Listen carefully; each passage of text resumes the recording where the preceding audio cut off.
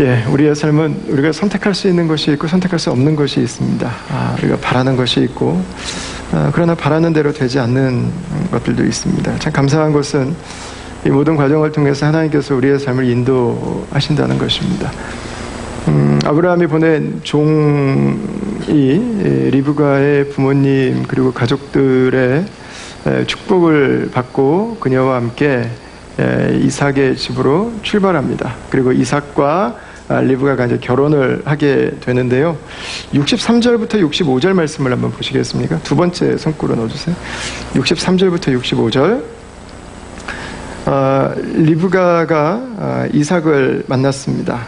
이삭이 저물 때 들에 나가 묵상하다가 눈을 들어 보매 낙타들이 오는지라 리브가가 눈을 들어 이삭을 바라보고 낙타에서 내려 종에게 말하되 들에서 배회하다가 우리에게로 마주 오는 자가 누구냐? 종이 이르되 이는 내 주인이니이다. 리브가가 너울을 가지고 자기 얼굴을 가리더라. 아멘. 그러니까 리브가가 이삭의 집에 거의 갔는데 한 남성을 발견했습니다.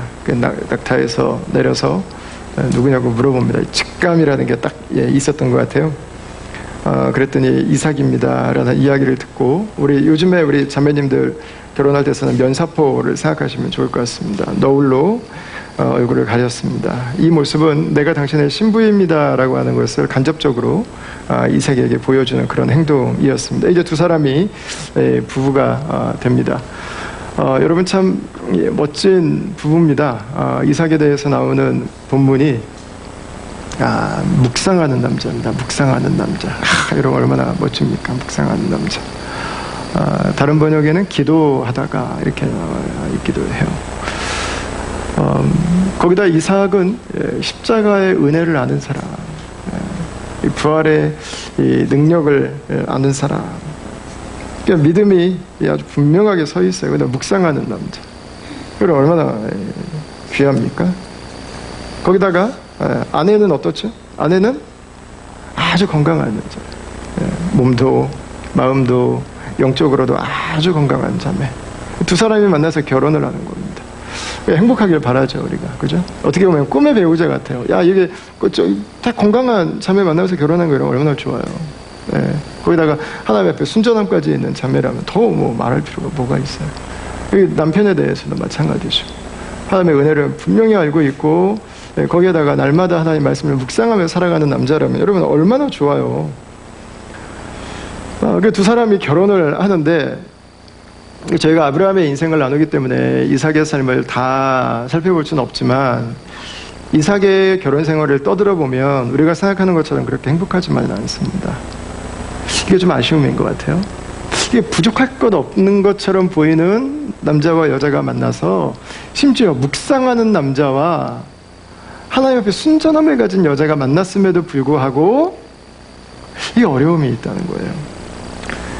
삶의 위기가 찾아오고 관계에 문제가 생기고 아슬아슬하게 파경을 간신히 비껴나는 상황들이 있게 된다는 거죠.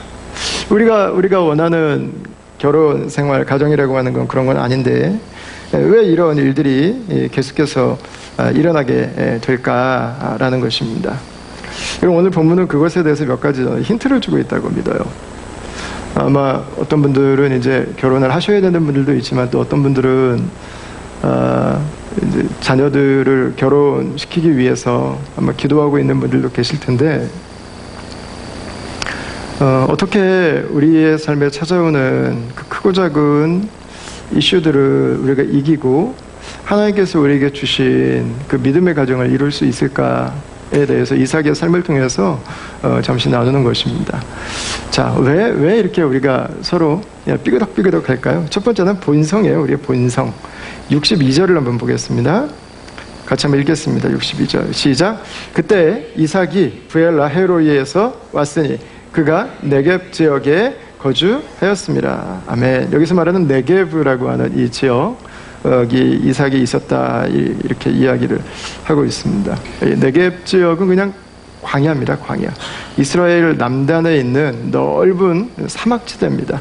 지금 이삭이 거기에 와 있는 것입니다.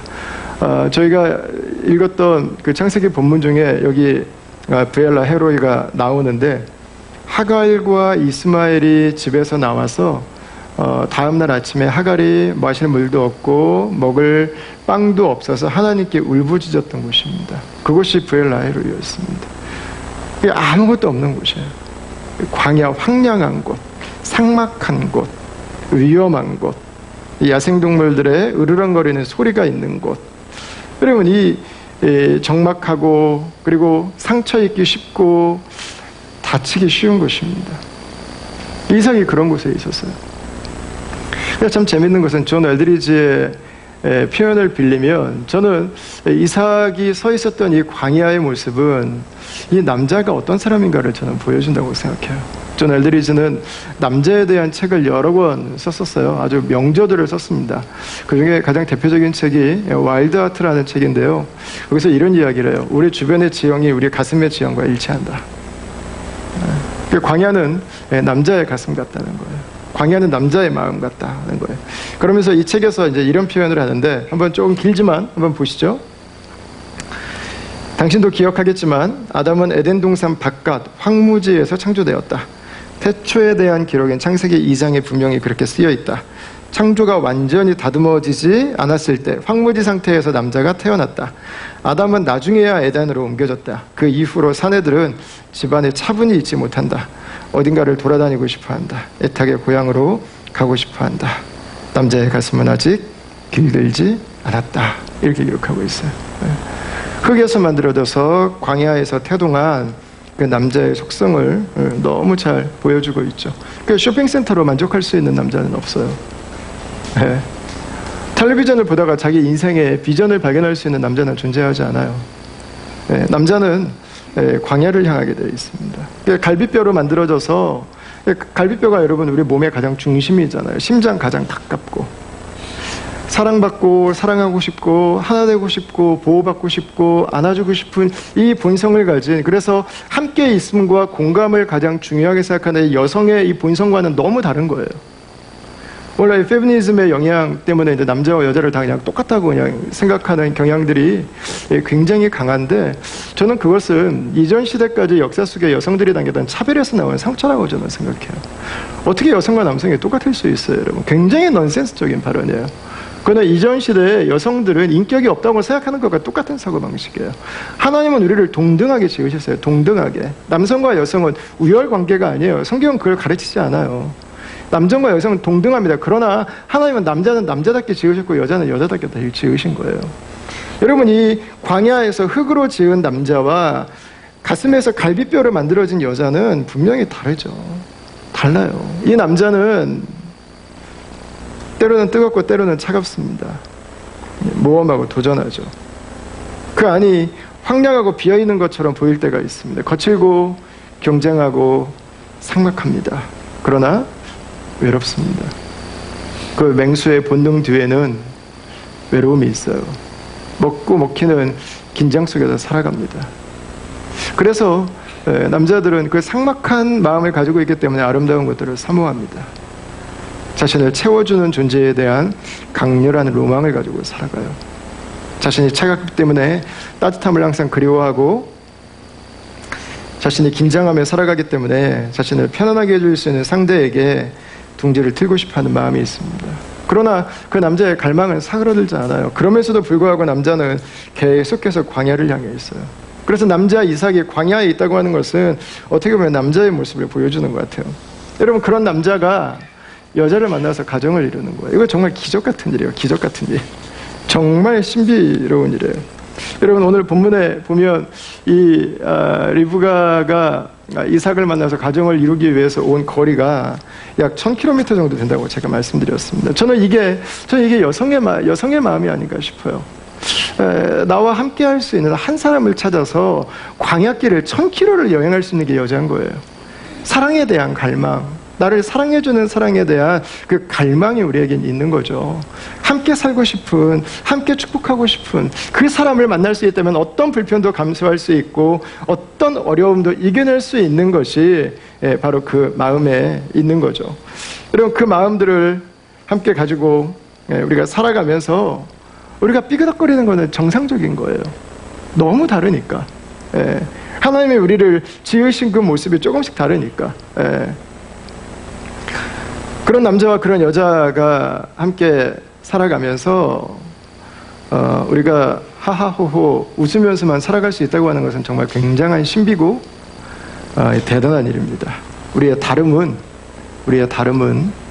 우리에게 갈등의 소리들을 만들어낼 수 있습니다. 두 번째는 우리 마음의 상처예요. 자, 66절과 67절을 한번 읽어보겠습니다. 다 같이 한번 읽겠습니다. 시작. 종이 그 행한 일을 다 이삭에게 아뢰매 이삭이 리브가를 인도하여 그의 어머니 사라의 장막으로 드리고 그를 맞이하여 아내로 삼고 사랑하였으니 이삭이 그의 어머니를 장례한 후에 위로를 얻었더라. 아멘. 이삭에게 있었던 상처는 어머니가 주님의 품으로 먼저 가신 거였습니다. 우리가 살아가면서 어머니가 먼저 주님의 품으로 가는 것은 다 자연의 순리라고 할 수 있습니다. 이삭에게 이게 특별히 더 힘든 경험이 될 수 있는 것은 이삭은 독자였습니다. 독자. 그건 얼마나 많은 사랑을 쏟아부어 줬을까요? 이삭에게 있어서 어머니는요, 어린 시절부터 그냥 자신의 세상이었어요. 세상. 어머니가 돌아가시면 세상이 무너진 거죠. 우리는 살아가면서 상처를 입습니다. 내가 의도하든 의도하지 않았던 상처를 입습니다. 상처를 입고 싶어하는 사람은 존재하지 않습니다. 상처를 주고 싶어하는 사람은 존재하지 않습니다. 그러나 우리는 내 의도와는 관계없이 상처를 줄 때가 있고 상처를 받을 때가 있습니다. 그것을 인정하느냐 인정하지 않느냐, 그것을 표현할 줄 아느냐 표현하지 않고 무시하느냐의 차이만 있는 거죠. 그래서 우리의 모든 사람들은 다 상처가 있는 사람들이에요. 우리에게는 치유가 필요하고 우리는 위로가 필요한 사람들이죠. 여러분, 리브가는 상처가 없을까요? 그 당시 문화에서 여러분, 딸로 자라면서 존중받지 못한 상처, 사랑받지 못한 상처, 내 인생을 내가 살지 못하고 우리 가족에게 내가 얹혀서 가는 것 같은 내 자존감에 대한 상처, 그 외로움과 미래의 불안에 대한 그 상처, 이런 그 마음들을 가지고 있었겠죠. 아픈 가슴들이 만나면 아픈 소리를 낼 수밖에 없어요. 아픈 가슴들은 아픔을 만들어내요. 자, 여러분, 이삭의 상처가 어머니를 잃어버린 것 외에는 없을까요? 오늘 본문의 63절을 한번 보십시오. 63절. 우리 같이 한번 읽어보도록 하겠습니다. 이삭이 저물 때 들에 나가 묵상하다가 눈을 들어보매 낙타들이 오는지라. 아멘. 자, 오늘 본문에 대해서 우리 한글 성경 우리가 읽고 있는 개역개정은 묵상하다라고 번역을 했습니다. 저희 교회에서 생명의 삶을 할 때 사용하는 새번역 성경은 이 단어를 산책하다 이렇게 번역을 해요. 산책하다. 뭐 기도하다라고 번역된 성경도 있고요. 영어 성경에도 보통 이 세 가지로 많이 번역이 됩니다. 근데 재밌게 이 사건이 일어난 곳과 가장 근접한 저기는 이 아랍어로 번역된 성경, 오늘 시리아 지역에서 사용하는 성경에서는 이 단어를 다른 식으로 해석을 했어요. 불평하고 원망하다, 제정신을 못 차리고 떠돌아다니다, 이런 단어로 번역을 했어요. 그럼 왜 그런 단어를 가지고 이것을 번역했을까요? 원래 모세가 의도했던 내용이 과연 그것이었을까? 라고 한다면 당연히 그러지 않을 수 있습니다. 저는 동방정교회의 전통이 이 번역에 저는 반영됐다고 믿어요. 동방정교회는 서구교회는 예수 그리스도의 신성을 굉장히 많이 강조했어요. 그러다 보니까 예수님은 실제로 이 땅에 오지 않았다고 하는 가연설까지 등장을 했습니다. 예수님은 영으로만 오셨다는 거예요. 그분이 너무 높고 너무 거룩하시기 때문에 그분의 하나님의 영광과 높으신 거룩하심에만 초점을 많이 맞췄어요. 서구교회는. 그러니까 교회도 다 높은 것들을 막 이게 뾰족뾰족 짓고 막 이런 전통이 그 안에 다 흘러 있어요. 그러니까 동방교회들은 사람에게 관심이 많았어요. 동방교회는 예수님을 사람이라고 하는 포커스로 더 이해를 했어요. 이 세상을 이해할 때 사람의 눈으로 보려고 더 노력을 많이 했어요. 사람에 대한 긍휼이 있었죠. 이 지역 자체가 사람들이 살아가는 그 삶이 척박하고 어려움이 많이 있었기 때문에 아마 나온 그런 배경이 아닌가 싶어요. 여러분, 그러나 분명히 하나의 흐름으로 이게 존재해요. 왜 이삭이 슬픔과 불평 속에서 광야를 배회하면서 살았을까? 그의 가슴 속에 있었던 이 늦은 시간에 해가 질 역에 이렇게 불평하고 슬퍼할 만한 일이 과연 뭐가 있었을까? 정처를 알지 못하고 떠돌아다닐 만한 사건이 무엇이 있었을까? 여러분, 이삭의 사건을 생각해 보면 하나님의 뜻이라고 하는 부분을 제거시키고 나서 생각해 볼 때 우리는 아들로서 이만큼 충분한 상처를 받을 만한 사건이 하나 기억나는 게 있습니다. 아버지가 자신을 죽이려고 했던 기억입니다. 여러분, 이삭은 그 사건을 이해했던 것 같아요. 그리고 아버지가 하나님의 뜻에 순종하고 있다고 하는 것을 알았어요. 그리고 자신도 아버지에게 순종해야 된다고 하는 것을 알았어요. 여러분, 그러나 인간적으로는 그것이 상처가 남은 거예요. 마음에는 그것이 떨쳐지기 어려운 거예요. 아버지에게 받았던 그 거절감이, 아버지에게 받았던 그 상처가 여전히 마음에 남아있는 거죠. 그러니까 머리로는 이해가 되는데 마음으로는 이해가 되기 어려운 거예요. 마음으로는. 버림받음, 극도의 거절감, 그게 그의 인생에 새겨지게 된 거죠. 여러분, 여러분들의 삶에는 이런 상처들이 생겨날 수 있습니다. 깊은 아픔들이 만들어질 때가 있어요. 그럼 믿음이 좋은 집은 없는가? 믿음이 좋은 집도 생겨요. 여러분, 아브라함 집 보세요. 믿음으로 순종하다가 지금 나온 일에 이게 순종하다 나온 일. 부모님은 믿음이 좋아요. 부모님은 하나님 말씀을 묵상해요. 부모님은 하나님의 뜻을 발견했어요. 부모님은 하나님께 순종하고 싶어요. 그러나 자녀들은 그게 하나님의 뜻인지 몰라요. 확신이 와닿지 않아요. 내가 왜 해야 되는지 모른다고요. 여러분, 때로는 우리가 주님께 순종하는 것들이 자녀들에게는 아픔으로 남을 수 있습니다. 저희 교회도 저희가 한 손으로 꼽을 수 없을 만큼 많은 MK, PK들이 있어요. 저는 어쩌면 그분들의 삶 가운데서도 비슷한 경험들이 있지 않았는지 모르겠어요. 혹시 여러분들 가운데서 여러분들 부모님들이 믿음이 좋으시고 성숙하셔서 교회를 열심히 섬기실수록 어쩌면 여러분들은 비슷한 경험이 있을 수 있습니다. 부모님은 정말 믿음으로 섬기셨고 충성스럽게 주님을 섬겼다고 하는 이야기를 듣는 분들이시지만, 그러나 그것이 나에게는 상처가 되고 아픔이 되는 경험으로 남을 수 있다고 하는 거죠. 여러분, 모든 가정에는 이 아픔이 있어요. 모든 가정에는 우리가 원튼 원치 않든 이것들을 주고받고 살아갑니다. 자, 여러분, 그럼 우리가 순종을 멈춰야 되나? 모세는 지금 그 얘기를 하진 않아요. 모세는 반대 이야기를 하고 있는 거예요.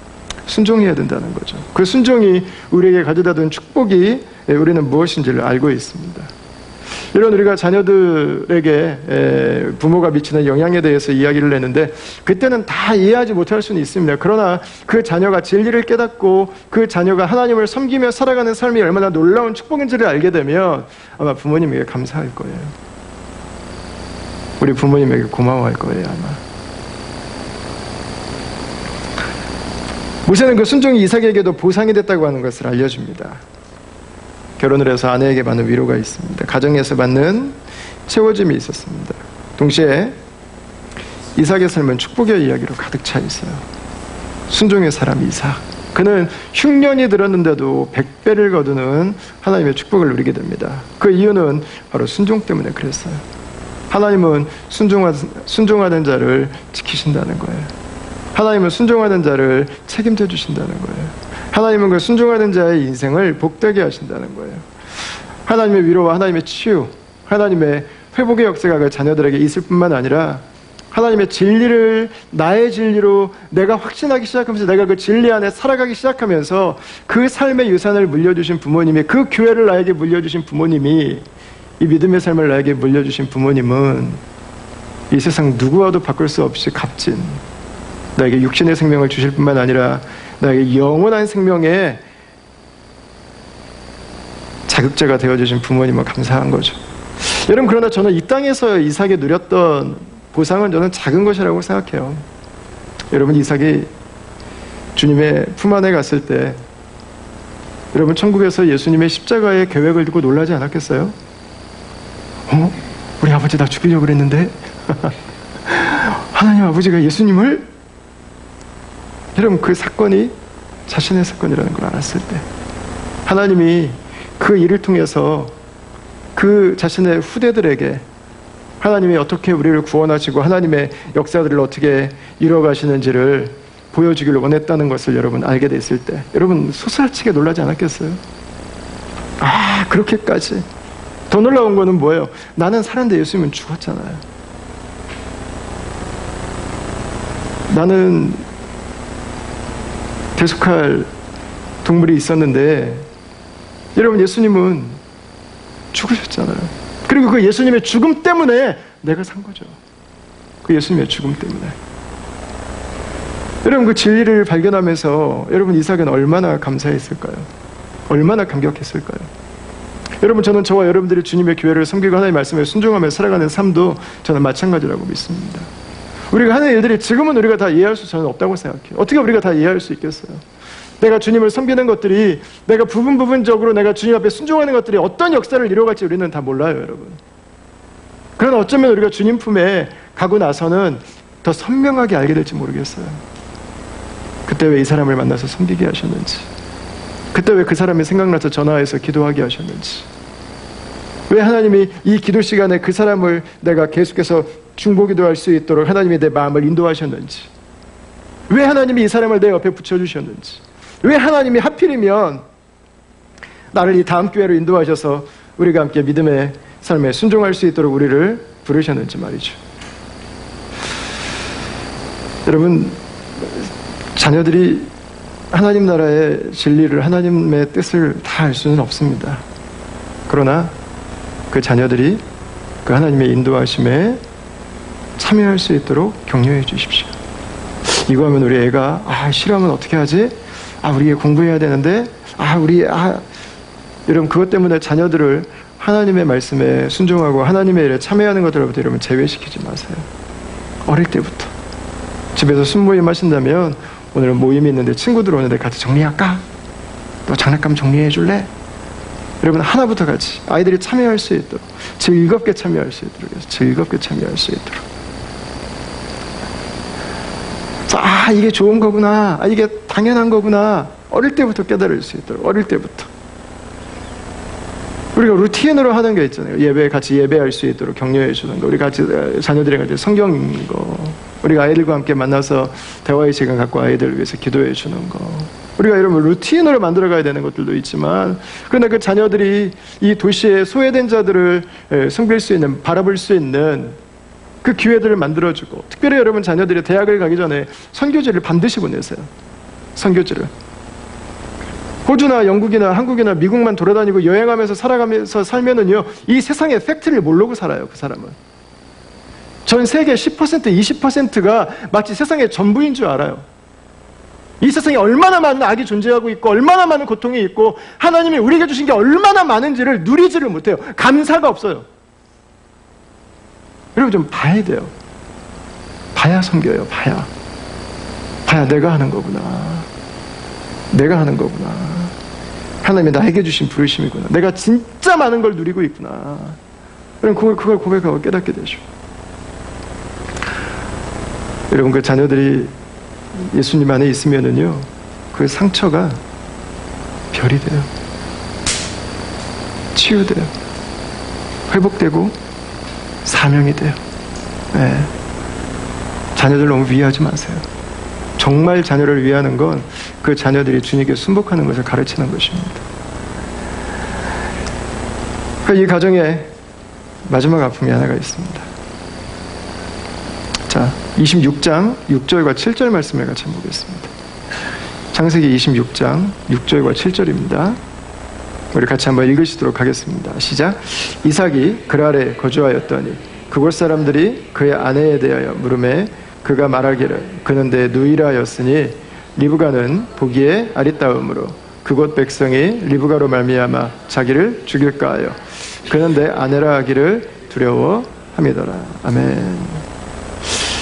여러분 이 내용을 읽으시니까 어떠십니까? 두 가지 생각이 드시죠? 첫 번째는 묵상하는 남자라며 은혜를 아는 남자라며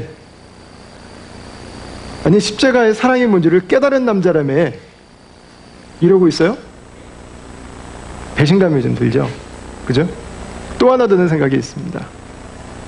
뭐죠? 어서 봤는데. 예, 어서 봤을까요? 예, 아버지에게 봤습니다.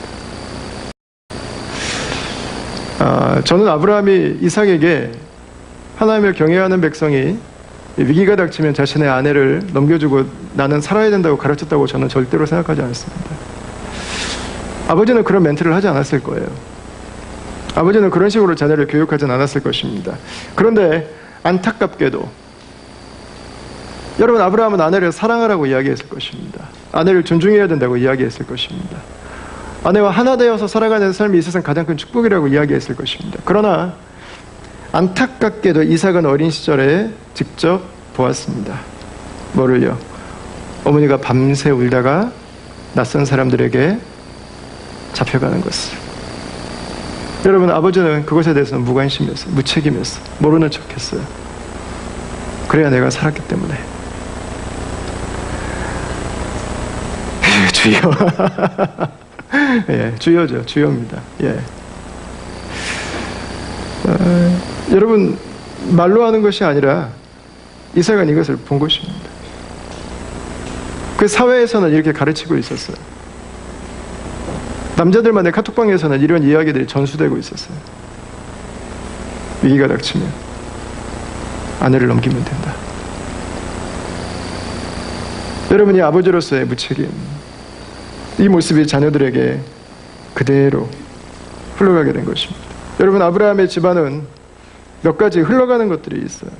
대물림되는 죄들이 있어요. 계속 거짓말이 대물림이 돼요. 거짓말.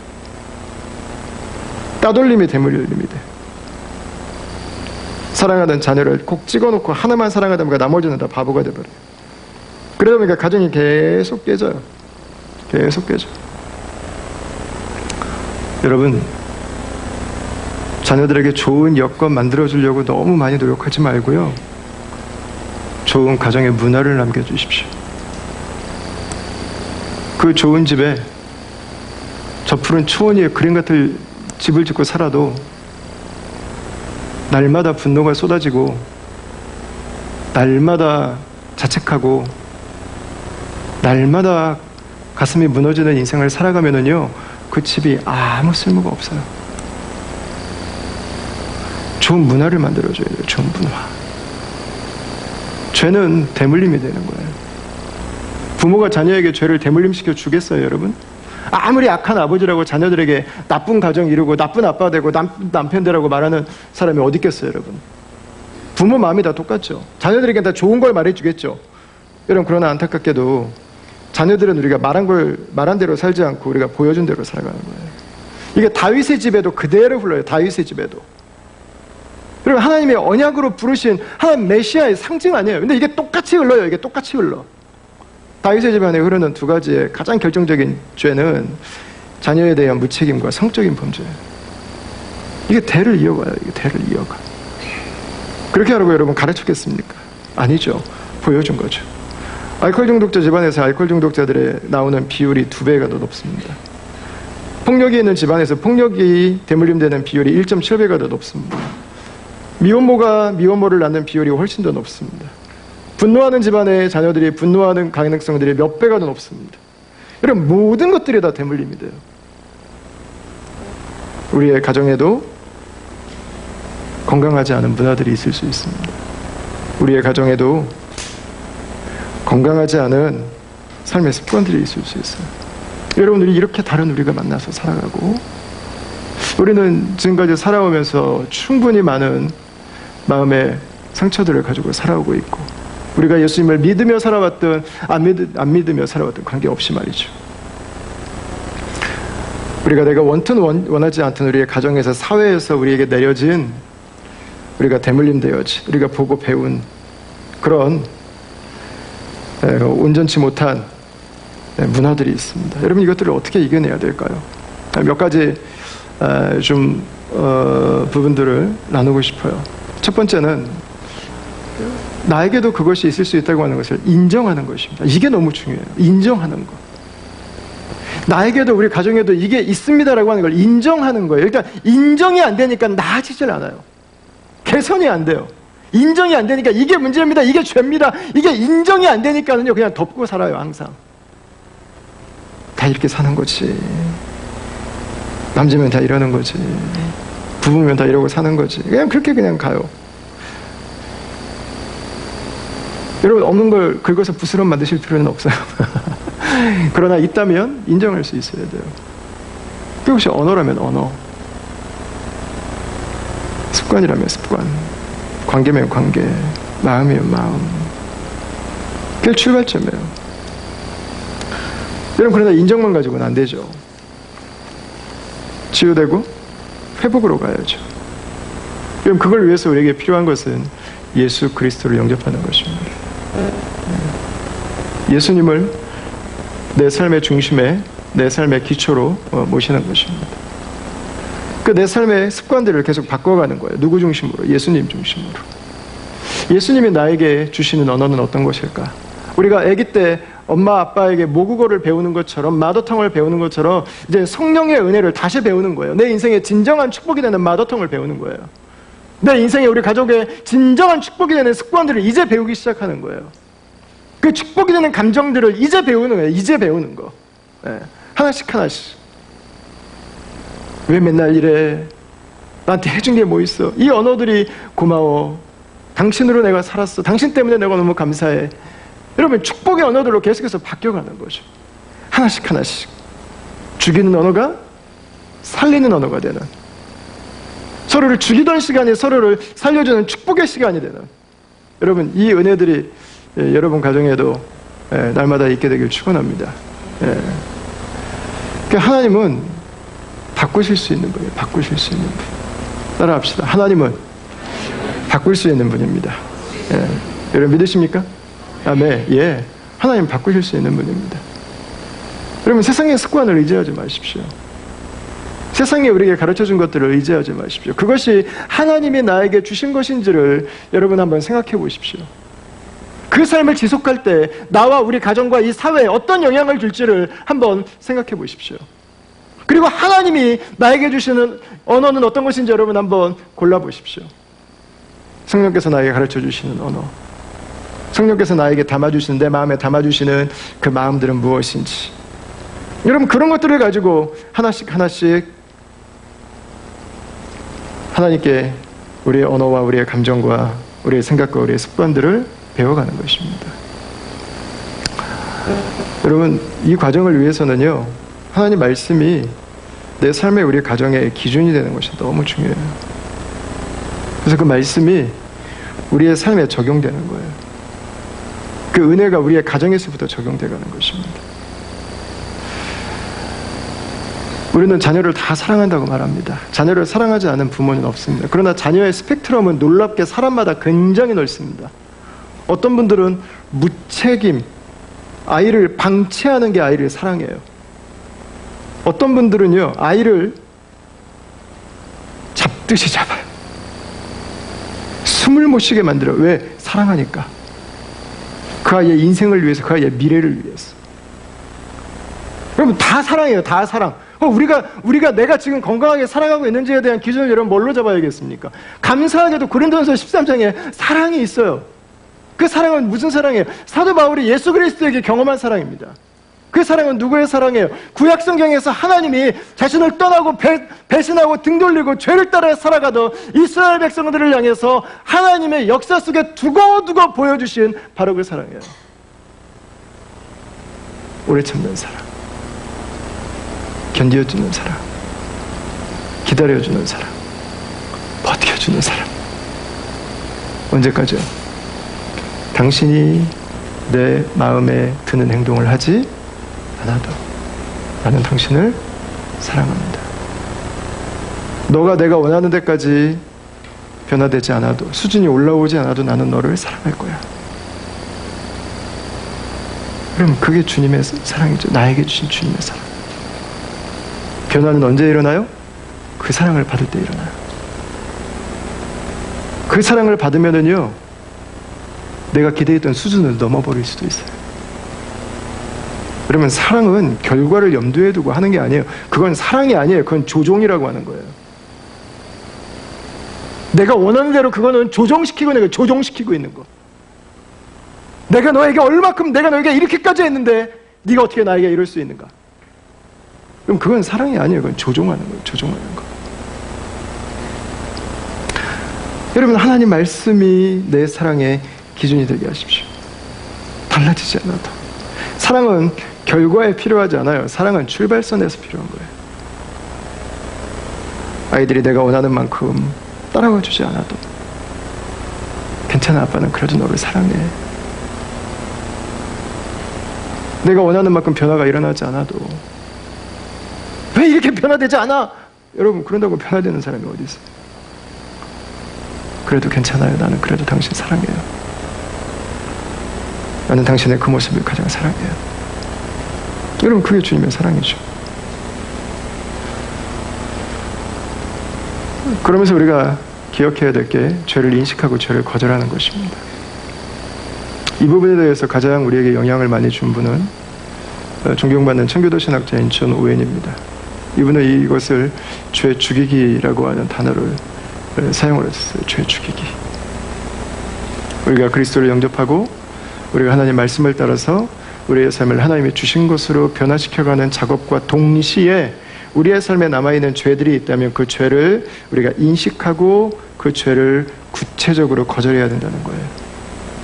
이게 필요한 이유는 뭐냐면 우리의 삶의 변화가 아무리 놀랍게 일어나도 이 죄를 그대로 두고 있다면 이 죄가 내 발목을 잡아서 다시 죄의 영향력으로 우리를 얼마든지 끌고 갈 수 있기 때문에 그래요. 그래서 그래, 은혜만 채우면 돼. 아니에요. 죄를 인식하고 있어야 되고 죄를 분명히 거절해야 돼요. 죄와 싸워야 돼요. 그래도 죄가 우리의 삶에서 구체적으로 발붙이지 못하게 해야 돼요. 여러분, 우리 부모님들이 우리에게 혹여라도 내가 기대한 것 이상 더 많은 좋은 것들을 주시지 않았다고 여러분 원망하지 마시기 바라요. 그 원망이 자녀들에게 그대로 가요. 사회가 나에게 준 안 좋은 영향들이 있다고 해서 여러분 사회를 불평하고 너무 원망하지 마세요. 이제 우리의 일을 더 이상 원망하고 불평하는 게 아니에요. 알지 못하는 사회 사람들에게 내 삶을 투정하고 내 부모님들에게 한풀이하면서 살아가기에 그리스도의 인생은 너무 값진 인생이에요. 우리의 삶은요, 이제는 세상이 우리에게 준 죄의 영향력들을 우리에 대해서 이제는 끝내버려야 돼요. 여러분,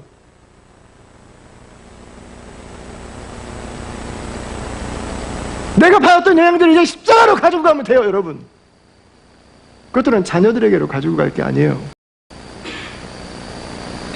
우리 가정으로 가지고 가야 될 게 아니에요. 여러분, 그건 자녀들에게 가면 안 돼요. 십자가에서 이미 다 죽었어요. 십자가에서. 우리의 일은 이제는 그 죄와 함께 내가 십자가에서 죽었잖아요. 죄가 아니라 나에게 주신 성령의 언어, 성령의 눈빛, 성령의 섬김, 성령의 마음, 성령의 축복, 성령의 인도하심. 이런 그것들로 우리 자녀들을 세워주고 그 자녀들을 양육하는 것입니다. 그게 우리의 삶을 파괴시키는 죄에 대한 가장 통쾌한 복수예요. 가장 통쾌한 복수. 여러분, 어떻게 다른 우리가 어떻게 하나 될 수 있겠어요? 예수님의 사랑 안에서는 가능해요.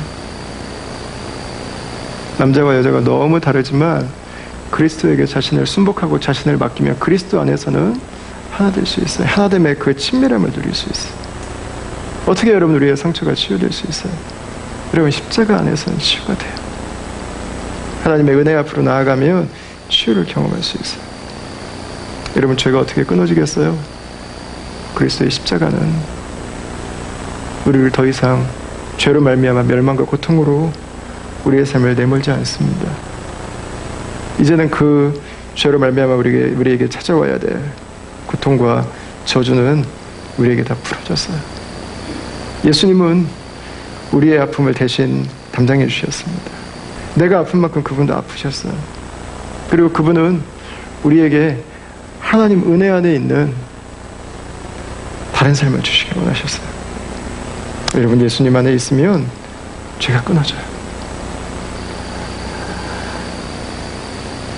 여러분, 그러나 우리가 이 죄와 싸울 때 죄는 조용히 싸울 수 없어요. 죄는 드러내놓고 싸워야 돼요. 가만히 싸우면 안 돼요. 나 혼자 예수님 믿고 나 혼자 내 안에 죄가 있는데 예수님, 내가 이것들을 내가 이길 수 있도록 도와주세요. 내가 믿습니다. 여러분, 조용히 기도하며 다시 그 죄 똑같이 짓고 있어요. 죄는 조용하면 안 돼요. 죄는 드러내셔야 돼요. 여러분들에게 죄가 있다면 부부가 함께 나누세요. 그리고 함께 기도하세요. 주변에 내가 존경하는 영적 멘토들에게, 기도하는 분들에게 알리세요. 여러분, 순모임에서 나눌 수 있는, 서로를 받아줄 수 있는 모임이 된다면 그 모임에서 여러분 함께 나누세요. 저는 순모임에서 함께 기도해 주는 것보다 더 큰 파워는 없는 것 같아요. 야고보서에서 5장 16절 말하잖아요. 그러므로 너희 죄를 서로 고백하며 병이 낫기를 위하여 서로 기도하라 그랬어요. 여러분, 여기서 말하는 죄를 서로 고백하라고 하는 건 말 그대로 죄를 고백하라는 거예요. 내가 끊지 못하는 이 죄가 나에게 있다고 하는 거 서로 고백하라는 거예요. 왜? 나 여기서 벗어나고 싶으니까. 나는 이 죄에 묶여 살 인생이 아니니까. 하나님의 나에게 주신 축복을 따라 살기를 원하니까요. 성령이 나에게 주시는 삶을 나는 순종하기를 원하기 때문에 나는 더 이상 이 죄를 따라 살고 싶지 않은 거예요. 나를 위해서 기도해 주세요. 원함은 내게 있지만 나는 죄를 이길 능력이 없습니다. 나를 위해 기도해 주세요. 여러분, 죄를 이길 능력을 성령께서 주실 것입니다. 함께 여러분, 우리가 기도할 때 10번 하던 사람이 9번만 했으면 한 번은 승리한 거 아니에요. 내가 10번 했는데 이번 주 내가 9번만 했습니다. 한 번 승리했습니다. 작은 승리의 경험들을 나누고 내 삶이 죄에 가려지지 않고 계속해서 하나님의 축복이 내 삶에 찾아올 수 있도록, 하나님의 축복이 내 삶에 흘러넘칠 수 있도록. 그래서 세상은 죄를 대물림시켜요. 계속 죄를 보여줘요. 이렇게 살면 안 되는데 그걸 멋있다고 그러고 그걸 능력이라고 그러고. 그건 죄라고 얘기해야죠. 그건 죄예요. 그렇게 살면 안 된다고 정확하게 해야죠. 여러분, 그러나 성령은 우리로 하여금 죄를 끊을 수 있는 능력을 주세요. 그리고 내 심령에서부터, 우리 가정에서부터 주님의 나라를 경험할 수 있는 은혜를 주시죠. 할렐루야. 이 은혜가 여러분 가정에 임하기를 축원합니다. 예. 여러분, 이 은혜로 여러분들의 가정이 건강하게 세워져 갈 수 있게 되길 바랍니다. 하나님은 나를 고칠 수 있습니다. 여러분, 선포하세요. 여러분, 믿음으로 기도하세요. 믿음으로. 하나님은 그 일을 하실 수 있는 분이세요. 그리고 죄에 대해서 여러분 자유한 삶을 살아가십시오. 매이지 말고. 그것이 우리 자녀들에게 줄 수 있는 가장 큰 축복이에요. 가장 큰 축복. 제가 이 말씀을 준비하고 있는데요. 이번 주에 제가 좀 일이 많았습니다. 지난주에. 아시는 분들은 아시겠지만 제 아내가 2주 동안 제자훈련 컨퍼런스에 참여하기 위해서 한국을 잠깐 나가 있습니다. 일주일짜리 컨퍼런스예요. 그래서 앞에 며칠 일찍 가고 뒤에 한 이틀 쉬고 그러다 보니까 이게 2주가 됐는데 5가는 요정 합치고 제가 살림을 해봤어요, 여러분. 야, 초반에는요, 처음에 한 3, 4일은 정말 멘붕이더라고요. 멘붕. 이게 뭐 애들 학교 데려다 주는 것부터 시작해서 도시락 싸는 것부터 시작해가지고 데려오고 아이들마다 학원 시간 다 다르고 아빠 오늘은 저녁이 뭐야? 그럼 뭐 저녁 뭐 준비하고 챙겨주고 해야 되는데 이 문제가 저는 빵 하나가 없어가지고 하루에 콜스를 2번을 간 적이 있어요. 제 평생 처음이에요.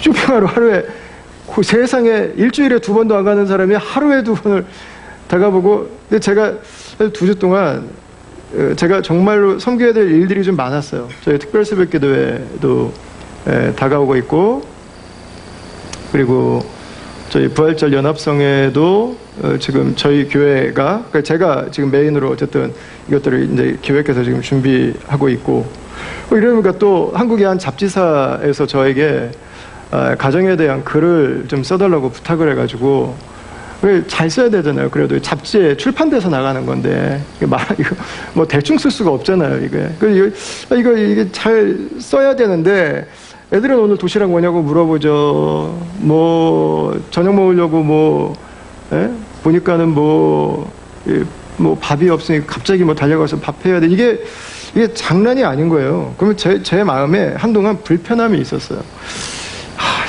안에 괜히 보냈나 싶기도 하고, 내가 지금 이게 뭐 하고 있는 건가요? 지금 이 기한 맞춰야 되고, 지금 이거 성도들 이거 잘 섬겨야 되고, 이거 어떻게 하나, 그 생각이 저의 안에 들었어요. 근데 저랑 같이 플러에서 공부하셨던 선교사님 중에 김철기 선교사님이라고 하는 분이 계세요. 이분이 쓴 책 중에 가슴 찢는 회개라는 책이 있는데, 그 책에 보면 이런 내용이 있습니다. 이 김철기 선교사님하고 사모님 되시는 우리 허은석 선교사님은 우리 한국교회에서 배출한 아주 존경받는 선교사님 중에 한 분이세요. 가정사역, 가정부터 시작해가지고 사역을 정말 칭찬들을 만하게, 주님과 사람들에게 칭찬들을 만하게 정말 너무 잘 섬기셨어요, 평생을. 너무 귀한 분이거든요. 근데 김철기 선교사님이 이런 얘기를 그 책에 보면 하세요. 본인은 일을 벌리는 스타일이기 때문에 아내가 항상 백업을 해줬다는 거예요. 아내는 설교면 설교, 교육이면 교육, 상담이면 상담, 행정이면 행정, 음식이면 음식. 아내는 못하는 게 없다는 거예요. 그러니까 자기는 계속 일 벌리고 아내가 백업 다 하고 뒷마무리를 하면서 사역이 진행돼 갔어요. 근데 사모님이 암이 오셔가지고 투병을 하시다가 회복이 돼서 다시 아마존으로 돌아가셨는데, 아마존에 가셔서 재발이 되셨어요. 그래서 이제 말기가 돼서 더 이상 회복 불가 상태가 됐는데, 김철기 선교사님이 그런 얘기를 하세요. 아내가 말기 암이 다시 재발돼서 주님 품 안에 갈 때가 되는데, 그때 자기는 알았다는 거예요. 아내는 항상 나를 기다리고 있었다고 하는 거를. 내가 자신의 옆에 항상 있어주길 원했다는 거예요.